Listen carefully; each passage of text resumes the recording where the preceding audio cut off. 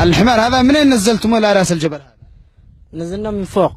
هو كان معاكم ولا او تبع كان عفاشي استأثرنا من حق العفاشي ضمن الأسرة، الحين فرمتناه علينا. إذا مشاهدينا الكرام حتى الحمير هي كانت خاصة، هذه كانت حمير إمداد الحوثي، وكما رأينا الطقوم ورأينا المكره، حتى الحمير أصبحت تحت سيطرة الجيش الوطني، وبدأت هذه الحمير تؤدي دورها بالشكل المطلوب، أنها تخدم أفراد الجيش الوطني والمقاومة الشعبية. مشاهدينا الكرام سنستمر في هذه الرحلة حتى نصل إلى جبل القتب، تابعونا.